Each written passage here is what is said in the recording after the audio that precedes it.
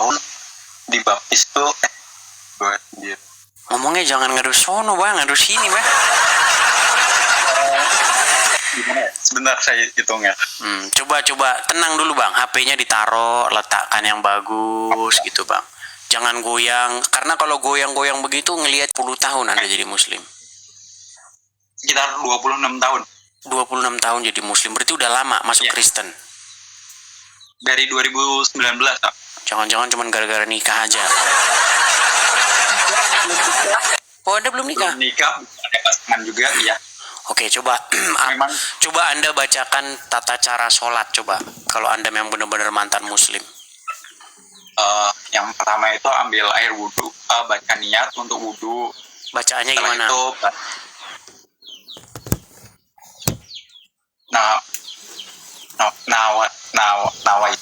nawa itu wudhu alirohnya ada hasil aswari fardu lillahi ta'ala. Coba bacaan sholat gimana? Sebentar bang, nampaknya suara bang nggak masuk loh sini. Halo? Ya, nah gitu kalau ngomong harus begitu. Coba bacaan sholat gimana coba? Allahu Akbar kabirong walhamdulillahi kasirong walhamdulillahi bukrot wa asila inni wajahtu wajhiya lillahi fatoros samawati wal ardi hanifan muslim. Oke, udah sah ini. Iya, udah sah ini bang. Cuman kalau Anda agak mundur, itu suara Anda hilang. Ini ternyata banyak juga ini murtad lagi dari Islam. Coba bang, apa gerangan yang membuat Anda akhirnya meninggalkan agama Islam? Coba bang, berbagi bang. Anda menjadi motivator atau Anda menjadi salah satu penyemangat nih orang-orang yang mungkin senasib dengan Anda gitu loh. Dia mau keluar dari Islam tapi dia masih ragu, masih takut. Coba apa yang membuat Anda akhirnya meninggalkan agama Islam bang? Sebenarnya kisahnya itu dari dulu zaman SMA itu saya cuma doa gini, Tuhan aku pengen punya agama yang nyaman, tenang dan damai gitu aja. Itu hampir 3 tahun tapi nggak pernah nyebut Tuhan yang mana saya pilih atau saya sembah, agama mana juga nggak tahu gitu. 3 tahun nggak ada jawaban. Tiba-tiba itu setelah sekian lama 2016 itu saya udah kerja, ada dengar musik dari gereja, ada suara gini, kalau kamu mau nyaman, tenang dan damai, ayo datang ke gereja, duduk di tengah-tengah, doa gitu. Saya nggak datang waktu itu karena ada kata doa, saya nggak berani gitu. Ada keinginan pengen datang, cuman karena disuruh doa ya nggak berani. Doa apa gitu masuk gereja, orang nggak pernah. Akhirnya saya skip 2016 itu.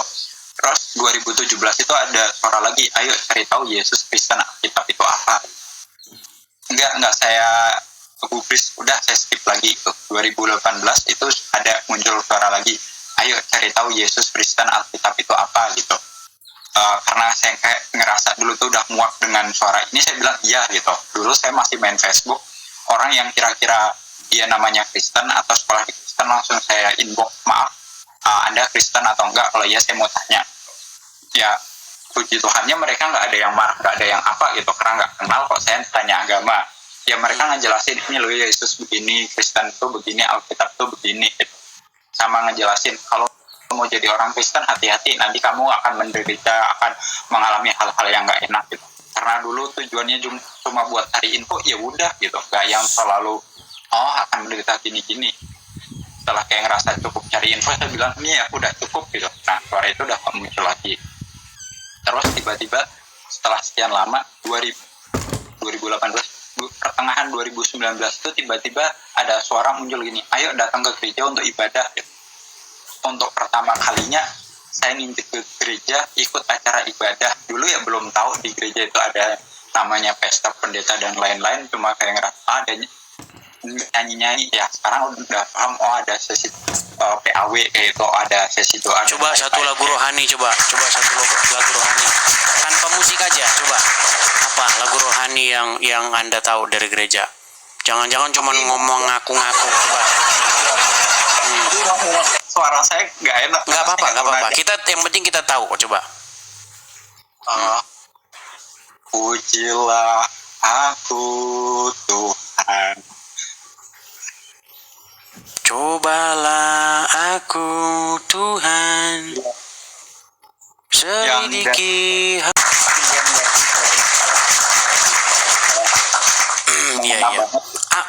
Lalu yang membuat Anda tidak nyaman dengan Islam, yang membuat Anda akhirnya meninggalkan agama Islam itu kenapa?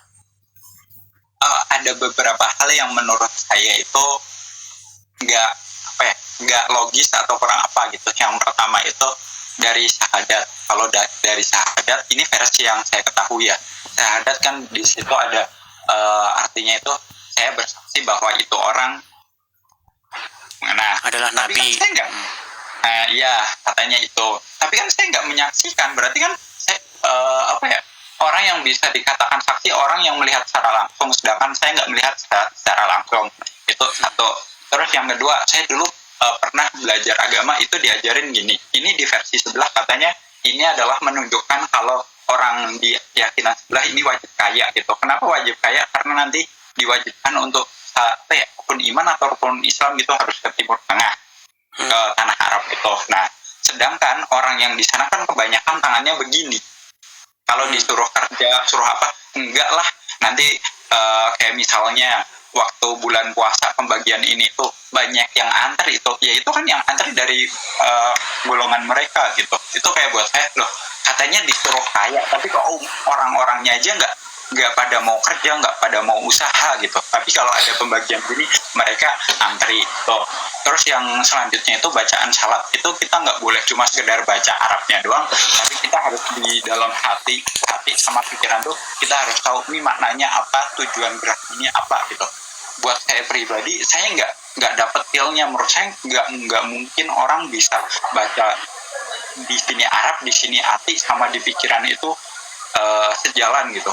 Nggak, kalau katanya dia nggak bisa sinkron, ibadah itu nggak akan sah, nggak akan dapat pahala atau derajat-derajat seperti itu. Terus yang paling ini itu apa ya, tentang nantinya kalau udah meninggal atau mati itu nanti akan dapat, wah yang laki-laki akan dapat perempuan yang selalu ini apa, selalu perawan terus, sama kalau yang perempuannya nanti akan dapat pangeran-pangeran. Sama kalau yang masih di dunia itu nyium batu, katanya oh kamu nyium ini nanti akan suci, kamu akan apa, terbebas dari dosa atau apalah itu. Nah buat saya kayak loh kok begini banget, itu menurut saya kayak ya udah nggak kayak promosi batu gitu ya.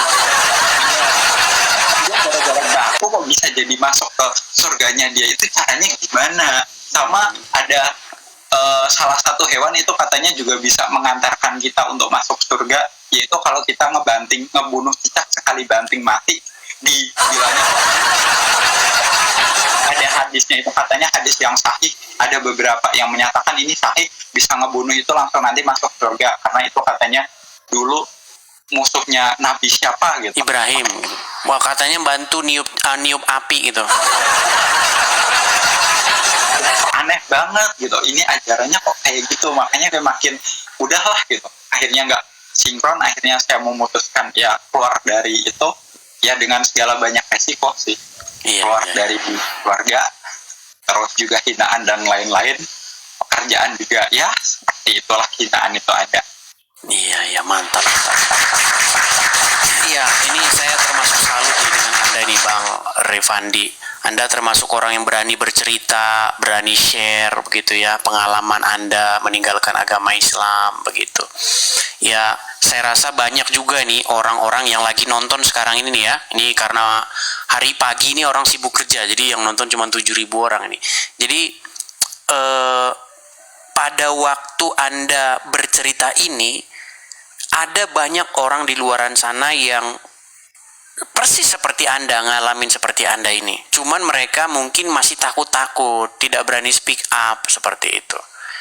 Kira-kira pesan Anda ini kepada orang-orang yang sekarang ini lagi on the way meninggalkan agama Islam ini, supaya berani mengambil langkah seperti Anda meninggalkan agama Islam, apa kira-kira?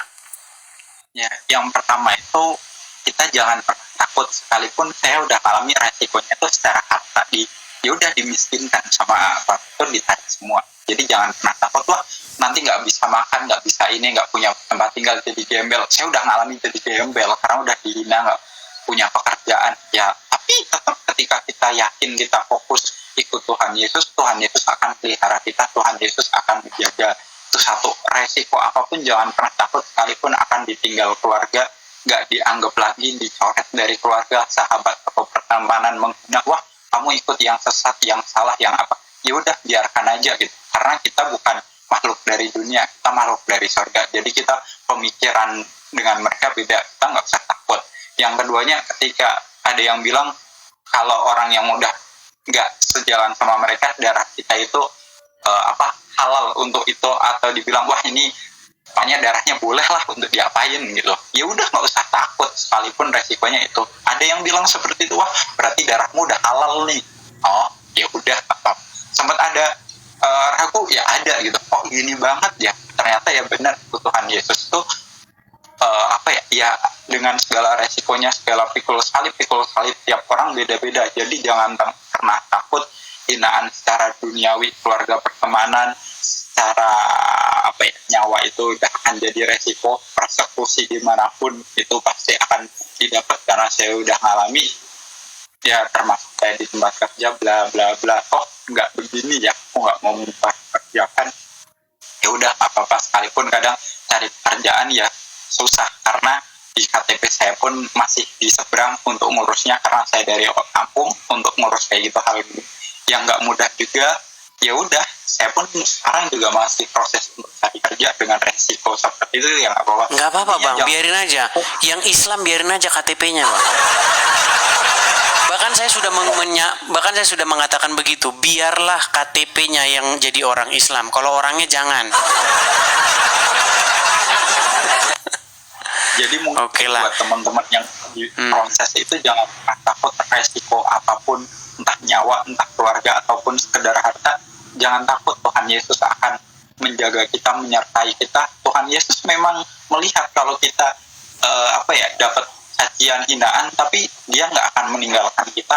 Dia malah melihat kamu sungguh-sungguh nggak, atau cuma sekedar iseng atau ajang coba-coba gitu. Karena ikut Tuhan Yesus itu bukan untuk ajang coba-coba, karena resikonya benar-benar real di depan mata. Bisa bahkan nyawa pun bisa jadi resiko gitu, bukan cuma sekedar harta. Harta mah mungkin Tuhan gampang untuk ini itu. Nah, kalau nyawa itu udah bisa ya di depan mata, itu udah jadi resiko. Tapi jangan pernah takut. Kalau kita melangkah di jalan Tuhan Yesus, kita serius ikut Tuhan Yesus, maka Tuhan Yesus akan menyertai kita, menjaga kita. Jangan pernah resiko apapun itu, karena banyak, puji Tuhannya, saya dipertemukan dengan banyak orang-orang yang baik, mensupport kasih. Ini loh, kalau kamu di Oke, tapi tahan dulu sebentar bang. Saya tanya, ini Mas Bejo ini mengajukan pertanyaan. Halo Mas Bejo. Halo Mas Bejo. Baik, kita kasih turun ya. Ya, silakan lanjut bang, silakan lanjut. Jadi apapun resikonya itu jangan pernah takut, dan Tuhan Yesus akan